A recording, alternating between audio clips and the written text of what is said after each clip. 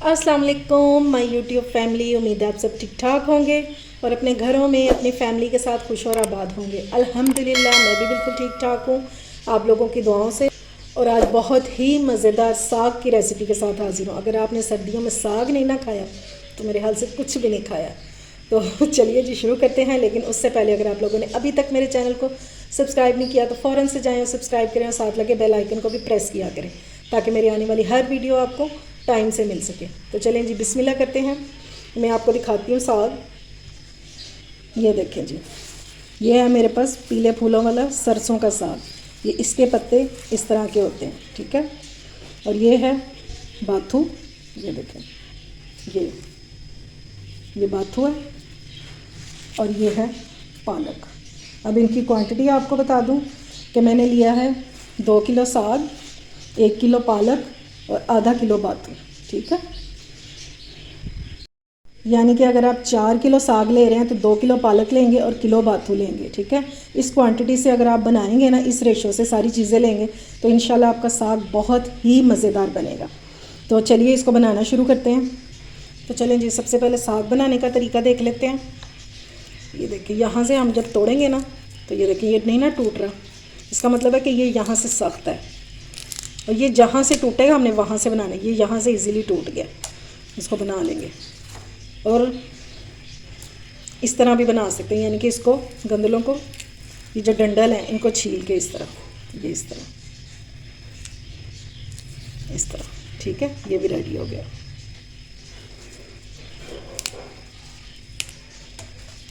Easily बन जाता है और बहुत जल्दी से, बस आपको बनाना आना चाहिए।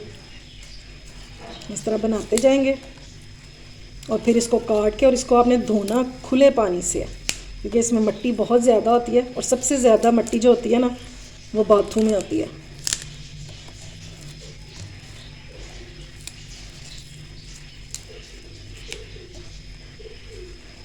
ये देखिए कितना प्यारा साग है और ये खाने में भी बहुत मज़े का होता है। इसको कहते हैं पीली सरसों का साग।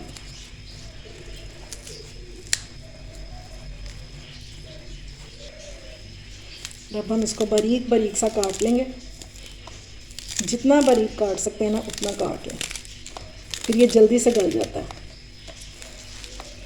बस इस तरह सारा हम काट लेंगे बारीक बारीक सा। और पालक को बनाने का भी सेम यही तरीका है। बाथू में आपको दिखा देती हूँ कि वो किस तरह बनाएंगे हम। अच्छा जी, अब बाथू को बना लेते हैं। और बाथू को बनाने का तरीका ये है कि सिर्फ हमें ये पत्ते चाहिए, इसके डंडल नहीं चाहिए। इस तरह करके और इस तरह बना लेंगे, ठीक हो गया। इस तरह बस इसके खाली जो है पत्ते ही चाहिए होते हैं। इसमें बहुत ज़्यादा रेत होती है, आपने इसको अलग से ही बनाना है और अलग से ही धोना है, अलग बर्तन में। ये देखें, ठीक हो गया। और इसको बारीक सा काट के और फिर धो लेना अच्छे से। यह देखें जी, मैंने इसको काट लिया सारा और अब मैं इसको धो के अच्छे से 4 से 5 पानी धोकर इसको बॉयल होने के लिए रख दूँगी। जब आपने बाद में चेक कर लेना है आधा पौना घंटा बाद, बल्कि 1 घंटे बाद, कि इसके डंडल गल जाएं तो फिर आपने इसको उतारना है, ठीक है। अब मैं इसको बॉयल होने के लिए रखने लगी और फिर बाद में आपको इसकी कंडीशन दिखाती हूँ कि ये गल के किस तरह का हो जाता है। ये देखें जी, साग जो है वो हमारा रेडी हो चुका है और ये बिल्कुल सॉफ्ट हो चुका है। ये देखें, बिल्कुल ये इसके पत्ते भी और ये जो इसके डंडल से होते हैं बिल्कुल सॉफ्ट हो चुके हैं, ठीक है। अब बारी है इसको पीसने की। अब कई लोग तो इसको ब्लेंडर में ही पीस लेते हैं, तो वो तो खाने का बिल्कुल भी मज़ा नहीं आता। एक घोटना मिलता है, उससे पहले लोग जो है वो साग को घोटा करते थे और उससे बहुत अच्छा पीस जाता है ये भी साग। अगर जिनके पास नहीं है तो सबसे आसान तरीका जो मैं लेकर आई हूँ, मैं ख़ुद भी इसी से करती हूँ, मिनटों में काम हो जाता है। ये बीटर तो सबके घरों में होती है, इलेक्ट्रिक बीटर। तो इससे हम अपने साग को पीसेंगे, ठीक है। ये इस तरह ईजीली पीस जाता है और बिल्कुल जो है वो ब्लेंडर की तरह हलवा भी नहीं होता, बहुत अच्छा हो जाता है। बस इस तरह कर करके पहले इसको पीस लेंगे, तो बाद में मैं आपको बताती हूँ कि इसमें और क्या चीज़ शामिल करेंगे। ये देखें जी, काफ़ी हद तक जो है हमारा साग जो है पिस गया। अब इस टाइम पे हम इसमें पहले ऐड करेंगे नमक। अब अपने टेस्ट के मुताबिक कर लीजिएगा। इस टाइम पे डालें ना तो अच्छे से मिक्स हो जाता है ये। और अब इसमें डालेंगे हम आटा। आप मकई का आटा भी डाल सकते हैं और घर वाला जो आटा होता है वो भी डाल सकते हैं। और इसको डाल के फ़ौरन से मिक्स करना शुरू कर देना।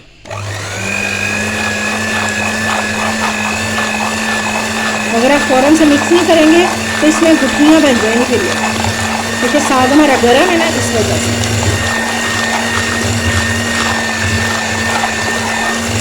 इजीली मिक्स हो जाएगा।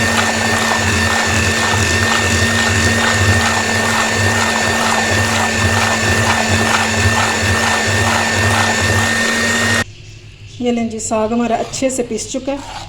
ये देखें। और इसमें मैंने 3/4 कप यानी कि पौना कप जो है वो आटे का डाला है। और ये देखें, सेम इसका वही टेक्सचर है जो हम घोटने से पीसते हैं ना, सेम वैसे ही है। ये देखें। अब इसको लगा लेते हैं तड़का।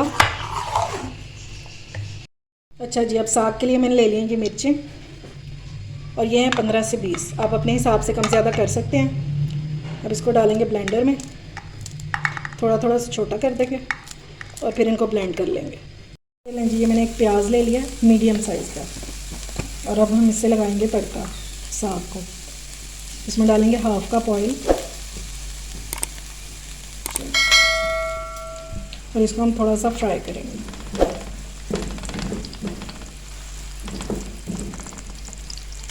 प्याज हमारा हो गया गोल्डन।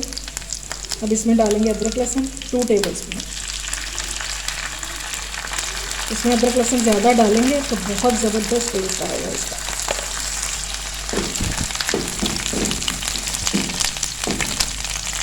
साथ में हम इसमें टमाटर ऐड कर देंगे। एक बड़ा ले लें टमाटर या 2 छोटे साइज़ के। और साथ ही हम इसमें डाल देंगे थोड़ा पानी, ताकि हम इसमें अपने स्पाइसेस ऐड कर सकें। बिल्कुल थोड़ा सा पानी ऐड करेंगे। सबसे पहले हम इसमें मिर्चें ऐड कर देंगे सब्ज़, जो हमने पीस के रखी हैं।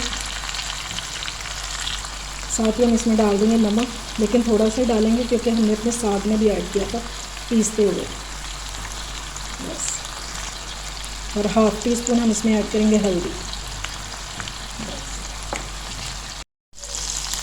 और अब हम इसको कवर कर देंगे और फिर अच्छे से भून लेंगे। कवर इसलिए करेंगे ताकि ये जो हमारे टमाटर हैं ये सॉफ्ट हो जाए। ये लें जी, मसाला हमारा बहुत अच्छे से भुन चुका है और उसका कलर आप चेक कर लेंगे। जितना अच्छा आपका मसाला भुना होगा उतना मज़े का आपका साग बनेगा। अब इसमें ऐड करते हैं साग।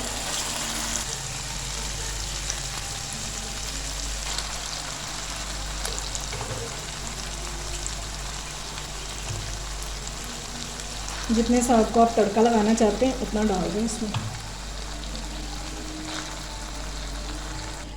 और बाकी जो साग बच जाए उसको आप एयर टाइट जार में डाल के और आप फ्रीज़ भी कर सकते हैं। जब दिल चाहे तब निकालें, उसको तड़का लगाएं और रेडी आपका साग।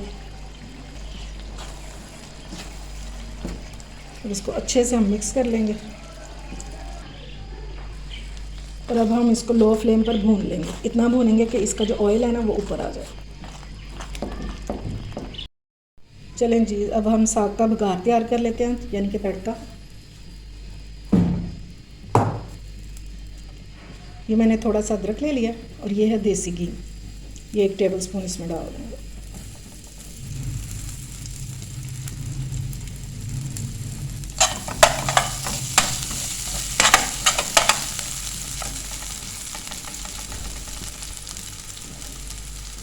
और अदरक को थोड़ा सा गोल्डन कर लेंगे।